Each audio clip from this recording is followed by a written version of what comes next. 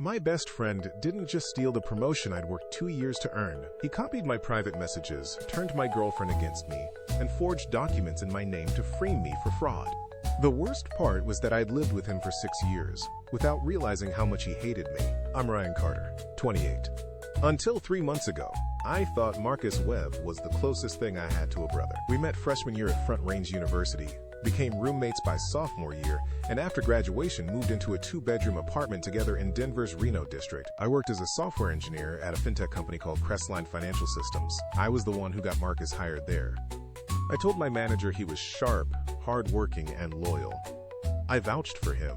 Whenever a coworker thanked me for recommending him, Marcus would smile. But sometimes that smile disappeared before they'd even left the room. I remember one night early in our second year at Crestline, when I received a brief acknowledgement in a team meeting for delivering a difficult client migration ahead of schedule. Marcus congratulated me in front of everyone. Later that night, doing dishes, he said, "Must be nice. Things always seem to work out for you." At the time, I heard only the words. Later, I remembered the look in his eyes. I had a habit of smoothing over anything that looked like conflict, telling myself I was overreacting and moving on. It was a habit that would cost me more than I ever imagined. About 8 months ago, I started dating Emily Sanders, a nurse at Mile High Medical Center.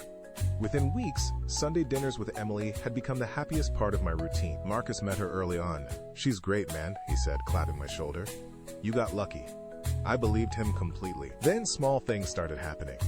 Files on our shared work drive would go missing or show up edited. I mentioned it to Marcus once. He shrugged. "It's been sloppy," he said. My manager, David Hollis, started giving me short answers, avoiding eye contact in meetings.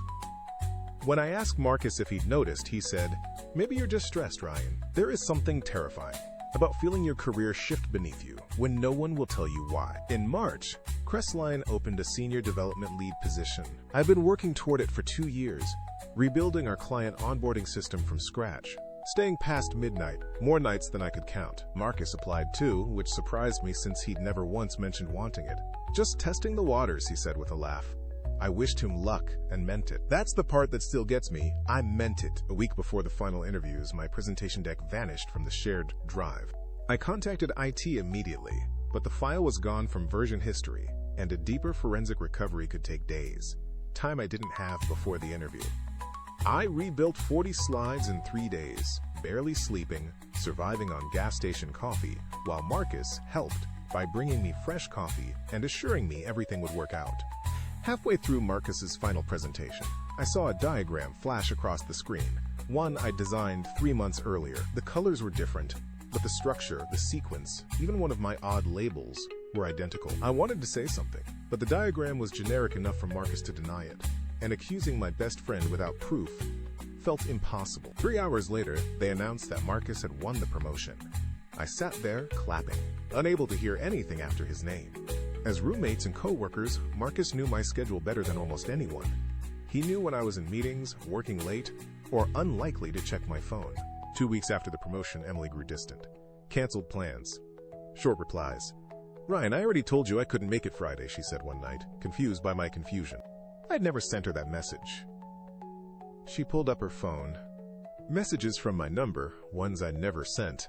"I think we should slow things down. I saw you with your coworker at that rooftop place downtown." Word for word, in a tone that almost sounded like me. Emily noticed something I hadn't. Every fake message had arrived during meetings Marcus had scheduled or late-night deployments when he knew I wouldn't check my phone. She'd replied to several of them, certain I was ignoring her. The evidence was right in front of me, and yet I knew with absolute certainty that none of it was mine. That night, I remembered something.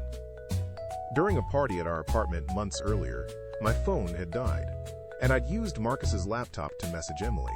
I never thought to log out. He had left his laptop open on the couch while he showered. We had never bothered locking our devices around each other. That was how completely I had trusted him. What I found made my hands shake.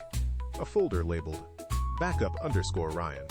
Screenshots of my old conversations with Emily, copied into a document, an online messaging dashboard configured to make messages appear as if they came from my number, with a log of every fake conversation he'd sent. Underneath them, Emily's replies routed back to the same account instead of my phone. and an email addressed to Crestline's HR, accusing me of falsifying expense reports. One version was still sitting in the drafts folder. Another copy sat in sent, time-stamped 2 days earlier. I photographed everything with my phone. The folder, the dashboard, the timestamps, and the sent email. Then put the laptop back exactly where I'd found it. Before calling David the next morning, I backed up every photograph and emailed copies to myself. This wasn't an impulsive act. Marcus had been building it piece by piece for weeks. I closed the laptop and searched through every memory of our friendship, looking for the moment that explained this. Marcus had once told me, half drunk at a sophomore year party, that he'd liked a girl named Claire for months before I dated her. I hadn't known. We'd laughed it off. At first, I wondered if that was where the resentment had started. Later, I realized Claire had only been the first entry in a scorecard Marcus had been keeping for years. The next morning, I called David and told him everything. His expression changed the moment I mentioned Marcus's laptop. The formal complaint came in 2 days ago, he said. But Marcus had been raising concerns about you for weeks. Missing files, strange edits, and small mistakes he claimed you were hiding. By the time the complaint arrived, he'd already made the allegations sound believable. My stomach dropped. He'd moved before I'd even confronted anyone, and he'd already made sure people doubted me first. For 2 days, I was locked out of the systems I'd used for years. HR confirmed I was under review, but wouldn't say which transactions they considered fraudulent. I kept replaying every report, reimbursement request, and project record I'd ever submitted, wondering if some innocent mistake could actually look like fraud from the outside. Then Crestline's IT team started pulling everything apart. Badge records showing exactly when each of us entered and left the building. My deleted presentation files, restored from a deeper forensic archive that hadn't been available during the promotion interviews. Emily submitted her full message history, timestamps and all, matching every fake text to a moment I could actually account for. The forged reports attached to the anonymous complaint carried my name and a copied version of my digital signature. But the document metadata and Crestline's endpoint logs showed that every file had been created on Marcus's workstation. Building records showed I had left the office, and the client confirmed I was in a meeting across town when the reports were uploaded. I confronted him that night in our kitchen, laptop open on the counter between us, the folder open like an accusation neither of us could take back. His expression didn't change at first. He just looked at it, then at me, and something in him gave up pretending. "How long?" I asked him.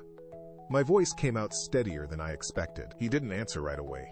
He pulled out a chair and sat down, like the conversation was finally a relief. Everywhere we went, he said, "I was Ryan's roommate. Ryan's friend. The guy Ryan brought into the company. I helped you because you were my friend," I said. "That's exactly the point," he said. "Even my job had your name attached to it.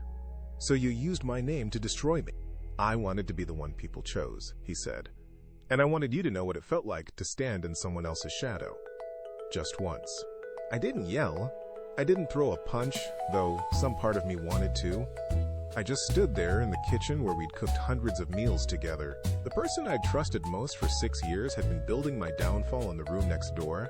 One screenshot, one deleted file, one fake message at a time. Crestline terminated Marcus within the week and filed a police report, turning over the evidence for further investigation. Emily believed me completely once she saw everything, though believing me didn't erase what those weeks had done. Some nights, an unanswered text still made my stomach tighten before I remembered why. We stayed together, but rebuilding trust took months. She told me later that trust wasn't a switch she could simply turn back on, and I understood. Marcus hadn't just impersonated me. He taught us both to doubt every message between us. David reopened the selection process and encouraged me to apply. 3 weeks later, after a formal panel review, I earned the position on my own merits. I moved out within days, packing our shared life into borrowed boxes in a single weekend. 3 months later, at a mutual friend's wedding, Marcus sat 2 tables away, laughing with people who had no idea what he'd done. Watching him charm the room, I understood how completely he had hidden that side of himself from me. I didn't want every reunion to become another retelling of what he'd done, so when people asked, I just said things had gotten complicated. I understand jealousy. Everyone feels it sometimes, a flicker of it, over a promotion or someone else's good luck. But I still can't fully wrap my head around living beside someone for 6 years while he quietly built a case to destroy me. Marcus didn't ruin our friendship because of one girl or one promotion. He ruined it because every good thing in my life felt like proof that something had been taken from him. I just never realized he was keeping score the entire time. Would you have noticed the signs sooner than I did? Or would you have trusted your closest friend completely, right up until the moment the truth was sitting open on a laptop screen? Let me know in the comments. I still think about it every day.